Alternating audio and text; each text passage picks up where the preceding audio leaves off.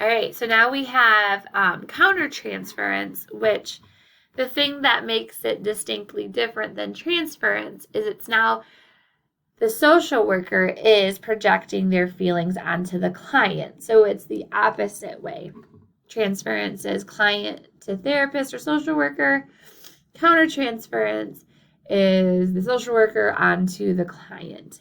And again, it's usually something that might be unconscious, and it's usually unrealistic, and it will start to interfere with your objectivity. So again, you're going in as the social worker as this blank slate used to kind of reflect and help the clients create their narrative. And so when we start to have some transference, we are no longer a blank slate because we're viewing the situation or the client with some biases or some distorted realities as well.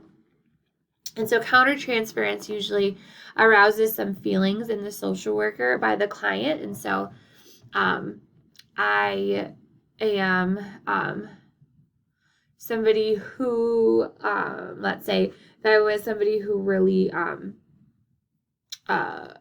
valued timeliness. And so I expect myself to show up to work on time. So I expect my clients to show up to therapy on time. And so if I had a client who was consistently showing up late to sessions, I might have some countertransference because they're starting to trigger some feelings in me, and I might be annoyed at them. And then during the session, I might have this reaction or this like urge to want to end the sessions early, because if they don't respect my time enough to show up, then I'm not gonna let them have a full session. I'm going to start cutting their time down. And so I'm kind of unconsciously projecting all of these negative feelings because I'm having countertransference onto the client. So I'm taking my feelings of annoyance, I'm putting it onto the client, and I'm treating them differently because of that. And so the social worker might have unresolved issues because of their past. And so maybe a client reminds me of an ex-boyfriend, or maybe a client reminds me of a different client that I had a difficult relationship with. They might over-identify with a certain type of client. And so if you were working in a school and you come from a family of divorce, your parents were divorced, and you notice that you start gravitating more and being more empathetic towards kids who also come from divorced households. And so you might overly identify them, and that can not necessarily be a bad thing because it might help you be more empathetic and understand their situation, but it also might cloud your judgment a little bit and might start to overstep boundaries because you relate too closely to them. Or might try to meet their own needs by making the client someone they are not. And so let's say you are feeling really insecure about yourself, and then your client, every time they come in, compliments your outfit or compliments your appearance or just says generally nice things to you as a compliment. Well, you might start having some countertransference because they're meeting some sort of validation need. And so that can develop into like potential romantic interest in your client, or viewing them in a different lens because they are meeting some need of yours that's not getting met in the outside world. So that the last bullet point kind of summarizes all that too, is that the social worker will project their own unfinished struggles or issues onto the client. So it's necessary for social workers to master the tendency to participate in these unconscious countertransferences by developing healthy boundaries. It is so hard. We're in this profession because we care. And so we start to develop, just like the clients can develop a level of intimacy with us because we're listening to them. There's that give and take because we're also entering into that intimate relationship of listening and caring, that without those boundaries, it can get really murky.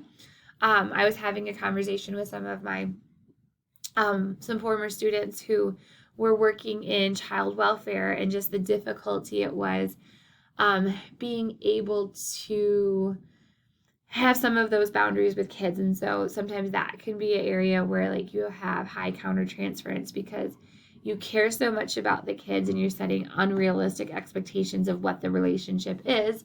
You are their social worker. So what does that look like with boundaries and not overly investing the emotions into it, and not seeing yourself as like part of their family or their best friend, like trying to figure out what their role is in a very healthy way. And it's really, really hard. So you need to be mindful of the threat posed by countertransference, both through the therapeutic relationship and a therapist work with people seeking treatment. So examples of countertransference. You might be intimidated by a client's anger directed at you, so you might be hesitant or avoid seeing the client. You might find yourself calling in sick more often on days that they are having a scheduled appointment, and so that you're transferring some of your insecurities onto them and not being able to work with them. Your client reminds you of a significant person in your life, so similar to a client, maybe it's a parent or a former relationship, a spouse, an abuser. Identifying with those who are too much like you, so it starts to feel like a friendship, or maybe in a negative way, they're too like you, and so you see the things in them that you don't like about yourself, and so you then start to have negative feelings towards them. If you're finding yourself wanting to take pain away from a grieving client quickly, you kind of are adapting an unhealthy role of a rescuer. I feel like adopting an abused child. You want to lend money to clients. You continually run overtime. That tended to be one that I struggled with in regards to countertransference, that I would allow the clients that I cared or like had maybe a deeper bond with and that I got along with great and I enjoyed them as a person. I would let them sometimes run over session or come in when it was inconvenient for me because I didn't necessarily have a healthy boundary. And then the clients then either consciously or unconsciously can exploit that because they were getting their needs met by pushing the boundaries where they needed to have like clinical and healthy boundaries to be able to, engage in therapy in a way that was healthy. You're aware that you're typically working harder than your clients. You have you get highly emotional, get lost in the client's world. And you give a great deal of advice and want to have the clients do what you want them to do. So you're projecting some of your maybe a Messiah complex onto them, like you have to save, you have to save. So when it becomes interesting to find the balance is we are empathetic, and that's part of how our profession exists, because we want to take care of our clients. We identify that there's an issue. You can't really go into this profession without caring deeply. And so it's then finding that balance of that professional boundary of recognizing and remembering what role you play in their life. You're not their best friend. You're not their chauffeur. You're not their grandma, their grandkid. I had one client who was very, very lonely. She didn't have a lot of family around, and she kind of wanted to become more of like a grandmother or a motherly role to me instead of working on her therapeutic issues. She kind of had some of that transference onto me, and so she'd want to ask me about my life, ask me about my kids, and I would find if I wasn't careful, because she was so lovely and such a charming individual, and she would be somebody that outside of therapy I would love to have as like a surrogate grandmother to my kids. And if I wasn't careful, I found myself disclosing way too much, or finding myself go down the rabbit hole of like talking about myself and having her be this like de facto therapist. And I had to pull it back and be like, no, like this is not appropriate. There was some therapeutic benefit at times because she so deeply desired connection. And it gave her that moment of connection where she felt normal. She didn't feel like she was one with the problem. And so I was able to utilize that relationship at times to be that for her. But the problem was that wasn't my long-term role. I eventually am no longer in her life. And so if I was her sole source of friendship or feeling a sense of connectedness, it then wasn't becoming therapeutic anymore, because when I am gone, how is she going to fill that need? And so my role in that situation then was to try to help her connect with something outside of therapy that gave her that same purpose, because I ultimately couldn't be in that role for her. And it was really hard. I struggled with that because it didn't feel good to tell her, like, no, we're not going to talk about me. Or she would sometimes come in with presents for my kids. She'd bring in clothes that she found at a thrift store that reminded me of her, or reminded her of me. And it would like make me so uncomfortable to be like, no, I can't take that. And so we'd have to have those tough conversations of why it wasn't. And that ended up leaving me more drained than like a normal therapy session, because it was really, really hard. But it was all of this weird countertransference that was becoming therapeutically interfering.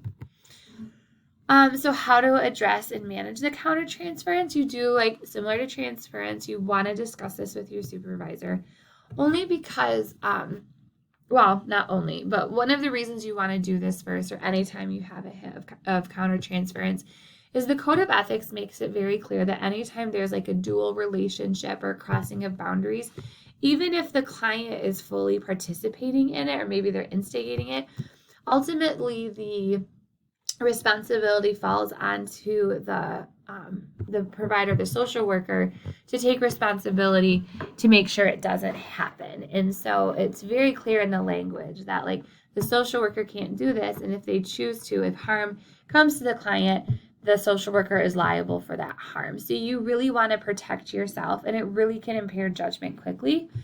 And often a skilled supervisor will be able to help identify some of those issues of countertransference, even when you might not be aware of it. And you want to set boundaries. So being mindful of self-disclosure with clients, this is often where you start to get yourself in trouble with countertransference, because you're inviting them into your story and you're no longer a neutral blank slate. You are now the social worker that has 6 kids, has a dog. There is definitely a benefit of self-disclosure, but you need to be mindful of why you're disclosing it. Is it because you're just chatting? Is it because you're trying to connect with them? It's kind of, again, that skill. I would always err on the side of limiting your self-disclosure. So self-disclosure is talking or telling the client things about yourself. Because it does bring a different relational dynamic in. So always erring on the side of caution of minimizing it is best, but bringing it in when it is helpful. And then always referring back to the code of ethics and dual relationships, because when countertransference it becomes therapeutically interfering, you need to end the relationship with the client to protect the client. So I did have a therapist at one point that I worked with who was having romantic feelings for their client, and I was their supervisor, and so we had to talk about it, and strongly encouraging the therapist was no longer being able to see the client objectively, and some of the therapeutic techniques were not necessarily helpful, kind of using that, like, romantic feelings because the client was also developing romantic feelings for the therapist. And so the therapist was finding themselves to use, well, if you continue to do this negative behavior, so for this example, we'll just say drinking. Well, if you drink, then I will no longer be your therapist. And so that's not appropriate therapy. But because there was so much clouded roles, and that might be something that you would say if you were in a romantic relationship, that you'd break up with them if they continued to drink or X, Y, or Z. That's not appropriate to say as a therapist. And not only that it's not appropriate to date your clients, but it's kind of that example of how it can be very therapeutically interfering when you start to let some of those things come in, because your clinical judgment can go kaput real fast. So it is normal. You will experience countertransference at one point in your social work journey. It's not anything that you failed or have done negatively. It's just part of being human. But then when you recognize it, knowing what to do with it and being able to stop it before it puts you or your client at risk.